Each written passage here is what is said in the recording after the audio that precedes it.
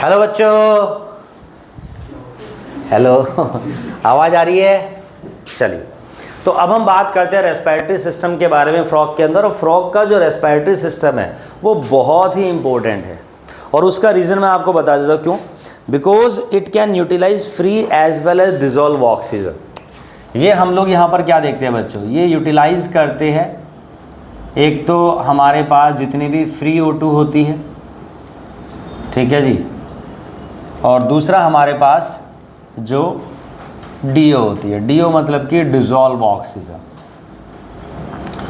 तो ये dissolve oxygen को भी यूटिलाइज़ करते हैं जो वाटर में डिज़ोल्व होती है, और जो एटमॉस्फेयर में एयर होती है उसको भी यहाँ पर ये यूटिलाइज़ करते हैं। तो मोड ऑफ रेस्पिरेशन फ्रॉग के अंदर बड़ा डिफरेंट होता है बच्चों, मोड ऑफ रेस्पिरेशन। इसीलिए इसके ऊपर क्वेश्चन भी पूछा जाता है। और आपका जो चैप्टर है क्लास 11 का चैप्टर नंबर 4 एनिमल किंगडम, वहाँ से भी इसके ऊपर क्वेश्चंस बनते हैं। बेसिकली एम्फीबियंस का एक पूरा का पूरा फाइलम है, तो वहाँ के टॉपिक्स भी इसके अंदर बेसिकली हमारे पास यहाँ पर इंक्लूड होते हैं। तो मोड ऑफ रेस्पिरेशन सबसे पहले आ जाता है बच्चों मेरे पास यहाँ पर क्यूटेनियस। तो जब मैं क्यूटेनियस रेस्पिरेशन के बारे में बात करता हूँ, मैं NCERT से रीड करके आपको बता देता हूँ। तो उन्होंने बोला through skin bye diffusion process. तो डिफ्यूजन प्रोसेस के थ्रू, यानी कि जब स्किन से हमारे पास ये सांस लेते हैं बच्चों, तो वो क्यूटेनियस रेस्पिरेशन कहलाता है, बाय स्किन। और यहाँ पर क्या होता है, डिफ्यूजन प्रोसेस होती है। इवन जबकि ये हमारे पास हाइबरनेशन या एस्टिवेशन में भी होते हैं, जिस भी हैबिटेट में होंगे, तो उस टाइम पर भी ये क्यूटेनियस रेस्पिरेशन कर सकते हैं। समझ रहे हो, उस समय भी हमारे पास क्यूटेनियस रेस्पिरेशन होता है। फिर होता है बच्चे हमारे पास यहाँ पर इधर में बक्कोफेरेंजियल।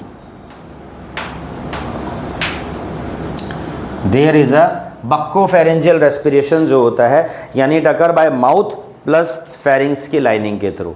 तो हमारे पास ये कैसे होता है बच्चे, माउथ के थ्रू, ठीक है जी, प्लस में जो फेरिंग्स होता है हमारे पास उसके थ्रू होता है। तो ये हमारे पास बक्कोफेरेंजियल कहलाता है जब माउथ के थ्रू लेते हैं। और समटाइम्स हम लोग क्या देखते हैं, ये होता है पल्मोनरी। पल्मोनरी का मतलब कि लंग्स के थ्रू। लंग्स का ही दूसरा नाम पल्मोनरी होता है। जैसे हमारे अंदर क्या होता है बच्चों, पल्मोनरी वेंटिलेशन होता है। वेंटिलेशन का मतलब क्या होता है, एक्सचेंज हो गया, सी हवा आ भी रही है जा भी रही है। तो पल्मोनरी मतलब कि बाय लंग्स। तो अब लंग्स के थ्रू कब करते हैं, जब आपके टेरेस्ट्रियल हैबिटेट के होते हो बच्चों। तो इनके अंदर प्रेजेंट और थोरेकिक कैविटी होती है बाकायदा प्रॉपर। और जैसा कि मैंने बताया, क्वेश्चन कहाँ से बनता है कि ड्यूरिंग एस्टिवेशन के दौरान या हाइबरनेशन के दौरान इनके अंदर कौन सा रेस्पिरेशन होता है, तो वो होता है बच्चे हमारे पास यहाँ पर क्यूटेनियस रेस्पिरेशन होता है। उसके अलावा diffusion is the best method of gases exchange in all mode. जितने भी मोड होते हैं सबके अंदर हम देखते हैं डिफ्यूजन प्रोसेस के, छोटा सा ऑर्गेनिज्म होता है, ठीक है जी, वाटर के अंदर प्रेजेंट होता है। और जब अपनी स्किन के थ्रू ले रहा है तो डिफ्यूजन प्रोसेस के थ्रू एक सेल से दूसरे, दूसरी से तीसरी हमारे पास देखते हैं बहुत ईजिली ऑक्सीजन को क्या कर सकता है, डिफ्यूजन प्रोसेस के थ्रू आपका ट्रांसपोर्ट कर सकता है। जबकि हमारे अंदर क्या होता है, अगर मैं ह्यूमंस के बारे में बात करूँ तो लंग्स के थ्रू रेस्पिरेशन होता है, बट हमारे अंदर डिफ्यूजन प्रोसेस के थ्रू नहीं होता, हमारे अंदर सर्कुलेशन के थ्रू होता है। क्योंकि हमारी बॉडी के अंदर डिफ्यूजन जो होगी वो बहुत ही स्लो प्रोसेस होती है। अगर हमारी बॉडी के अंदर हम देखते हैं एक्सटर्नल नॉस्ट्रिल्स के थ्रू एयर को इनहेल करते हैं। कभी भी एक बात बता दूं कि हम कभी भी ऑक्सीजन को इनहेल नहीं करते हैं,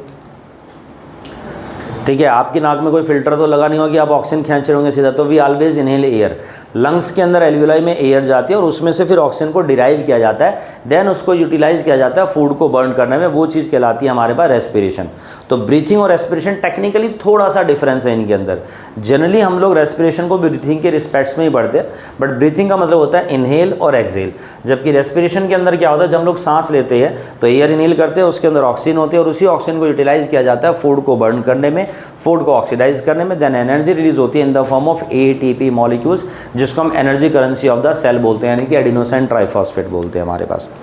तो हमारी बॉडी की हर एक सेल तक अगर ऑक्सीजन पहुंचती है बाय द प्रोसेस डिफ्यूजन, 3 साल लग जाएंगे, तब तक तो हमारा मैटर क्लोज हो चुका होगा बच्चों, पक्की बात है। तो हम लोग यहाँ पर देखते हैं कि हमारे अंदर ट्रांसपोर्टेशन होता है। तो वो जो ऑक्सीजन को डिराइव करता है कौन करता है, हीमोग्लोबिन, जो किसके अंदर प्रेजेंट है, ब्लड सेल्स के अंदर, RBC के अंदर। और ब्लड ये जो पूरी बॉडी में सर्कुलेट होता है, तो सर्कुलेशन के थ्रू हमारी बॉडी के अंदर ऑक्सीजन जो होता है पहुँच जाता है। तो there is a circulatory system होता है बेसिकली हमारे पास यहाँ पर। तो दिस इज़ अबाउट द बच्चों respiratory system in the frog. ये फ्रॉग के अंदर रेस्पिरेटरी सिस्टम होता है, थोड़ा सा इंपॉर्टेंट है क्योंकि क्यूटेनियस और एस्टिवेशन हाइबरनेशन में कैसे करता है, इस वजह से इसके बारे में पूछा जाता है। नेक्स्ट क्लास में हम बात करेंगे बच्चों सर्कुलेटरी सिस्टम ऑफ फ्रॉग के बारे में, बहुत इंपॉर्टेंट टॉपिक है, थोड़ा सा कॉम्प्लेक्स टॉपिक है। आज के लिए इतना काफ़ी है। Thanks for the day. Channel को सब्सक्राइब करिए, वीडियो को लाइक करिए और अपने दोस्तों के साथ शेयर करना इसको।